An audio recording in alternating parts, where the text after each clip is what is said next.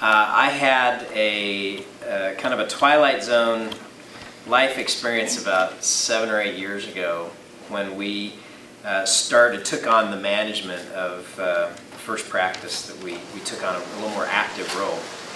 And it was kind of a funny situation because we had come on in, Dina, you're good. So here was the context of this.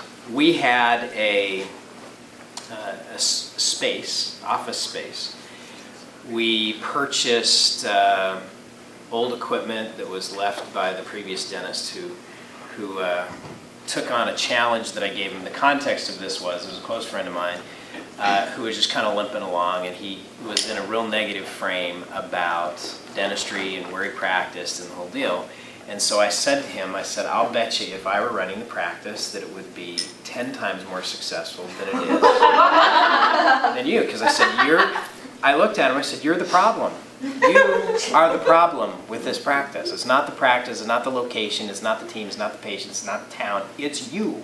And I had that kind of relationship with him. And he's big old, his brother plays with Dallas Cowboys, and so he's kind of like an M&M. He's got a real tough exterior and marshmallow inside. But so I was doing that to get him. I was wanting some pushback, right? So I kind of threw down the challenge, and what I was hoping that he would say was, "Well, I'll show you, Shorty. Let me show you how this is done." And so he paused and he said, "Okay." He says, "You got it." He said, "So I'm moving, and I'm taking my team with me, patients with me, and you can manage the space and you figure out how to make this work. Go for it. Knock yourself out. Hot shot."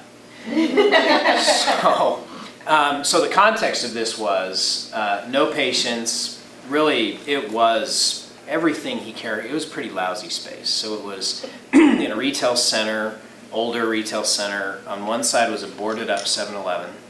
Oh gosh. The other side was Daddy Rabbit's Pub. And across the street was a vacant 40-acre industrial park with weeds that were at least 5 feet tall. So it was not ideal circumstances. And so we went and put a deal together with a brand new dentist, straight out of dental school. Let us pray. Have any of you ever worked with a brand new dentist straight out of school? Angela, you have. It's kind of like you pray every day. Please help him. So I put our whole team together, and I said, we have a big challenge here. No patients, lousy space, brand new dentist, but other than that, we got it made. And so I handed Chris the appointment book. And this was 2 weeks before the official opening of the office. And I handed Chris the appointment book, and I said, "Here's the appointment book, and don't come back until you have 2 weeks worth of patients scheduled." And she took on the challenge and went out, and she's going to share with you what she did. We have never done this before. We have never shared this. This is like we're revealing the secrets. In the first 30 days, we saw 80 new patients. Wow. And it was all because of what Chris did. She was unbelievable.